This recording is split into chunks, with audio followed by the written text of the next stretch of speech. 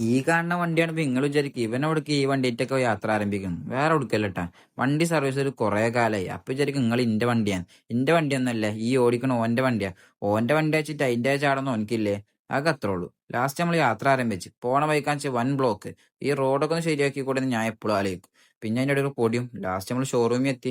ഷോറൂമിൽ എത്തിയപ്പോ വെച്ചാൽ വണ്ടി പാർക്ക് ചെയ്തൊന്നും കുറെ നേരം വെയിറ്റ് ചെയ്ത്. വേറെ ആരും അല്ല, ഷോറൂമിലത്തെ ആൾക്കാരെ.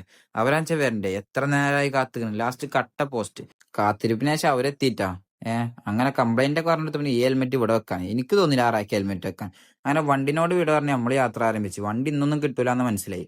അപ്പൊ നമ്മൾ ബസ് സ്റ്റോപ്പിലേക്ക് പോകണം, കാരണം നാട്ടിൽ പോയിട്ട് കുറച്ച് പരിപാടി ഉണ്ടേ. അങ്ങനെ നാട്ടിലുള്ള യാത്ര ഈ കാണും നിങ്ങൾ. നാട്ടിൽ പോണ വഴിക്കാണ് ഒരു കൂട്ടം വവ്വാല് കൂട്ടന്മാരെ കാണും. അങ്ങനെ ഓരെ നോക്കിയിരുന്ന് ഞാൻ എന്റെ യാത്ര ആരംഭിച്ചു. യാത്ര ഒക്കെ കഴിഞ്ഞ് ഓനെ വിട്ടുകൊടുത്ത് ഈ കാണുന്ന ഹെൽമെറ്റ് നമ്മൾ ഈ കടയിലും കയറ്റി. കാരണം ഈ പരിപാടിക്ക് ആ ഹെൽമെറ്റ് കയറ്റാനില്ല. അങ്ങനെ നേരെ ഫുഡ് കഴിക്കാൻ ഉണ്ട്. ഫുഡ് കഴിക്കൽ കഴിഞ്ഞപ്പോൾ ഈ കാണുന്ന ഒരു കട്ട ഉണ്ട്. ഈ കട്ടയും കഴിച്ച് ആലോചിച്ചിരിക്കുമ്പോഴാണ് നന്നായിട്ടൊരു വയറാണ്. അന്ന് അവിടെ ഇരുന്ന് പോയി. ഇരുന്ന് പോയപ്പോൾ ആലോചിച്ചു വീഡിയോ അതിൻ്റെ ടൈം ആയി. അപ്പൊ നെക്സ്റ്റ് വീഡിയോ ആണ്. Okay, by.